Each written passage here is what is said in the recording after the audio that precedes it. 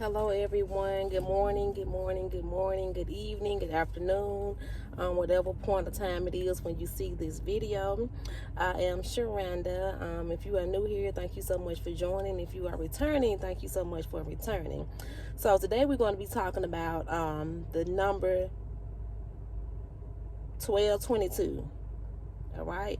Have you been seeing 1222? So we're going to be talking about the reasons why you are seeing 1222. But first, let me make this statement. Repeated numbers have different meanings. So depending on where you are in your life will determine what it means. All right. But please keep it biblical every time. Stay away from angel numbers. All right. Okay. Now that I have said that and got that part out the way, because that's important, we are going to start with Hebrews chapter 2, verse 16. And I explain why, but first, let's read the verse. For surely it is not angels he helps, but Abraham's descendants. We are Abraham's descendants, but God sends help our way in many different ways. We are never without help. There are plenty of resources available. People know people. God hasn't created us to let us help ourselves. So in Hebrews chapter 2, verse 16 is connected to 1222 in Greek in the concordance. And 1222 in Greek means verily. The definition of verily is truly, certain, of course, surely, indeed. Indeed means without any question or disbelief, doubtless, without any doubt. All of these words fit you. You are true. You are certain. You don't doubt the call on your life. Just like Abraham, these words fitted Abraham as well. This hit me while I was preparing this message. God said to Abraham, go to the land that I tell you to go. Go to the land that I tell you to go. Genesis chapter 12, verse 1, Abraham had a calling on his life. Isn't that what we do when we answer the call on our lives? When God calls us, you go. You go. Where God sends you, you say what he tells you to say, and you do what he tells you to do. So highlight the word go, okay, in your mind, because I'm about to tell y'all something in a few minutes. On October 27th, I saw 1222 for the first time on a receipt. And it stood out to me. God has a way of highlighting what he wants you to see. On November the 3rd, I saw 1222 and the word go on a license plate. I kept driving and I saw the word go on a different license plate. I get on the other side of town and saw go on another license plate, all on the exact same day, y'all, okay? Same drive that day on the way to where I was going. Nothing in life is by coincidence, okay? Everything works together, all right? So I saw go 3 times. That's go, go, go. That's like God was cheering me on, okay? If you have been seeing the word go, also, he is cheering you on. Go do the work that he has called you to do. But this is why God has been showing you 1222.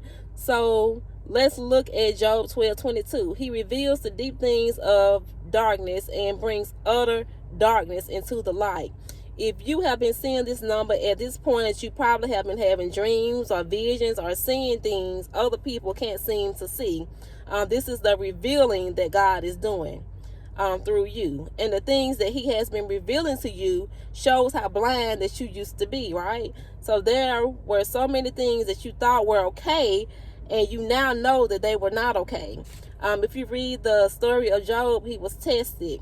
God allowed the devil to test Job, but he couldn't kill him. And even though the devil gave Job leprosy and he was in pain from it, he remained faithful to God. He did not curse God or be against him because of the pain he was experiencing.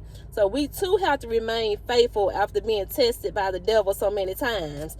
Things have happened to our bodies as well, and we did not curse God or be against God. We stayed faithful, right? If anything, we trusted God through the pain, through the sickness, through the disease. And this is what he wants us to do too.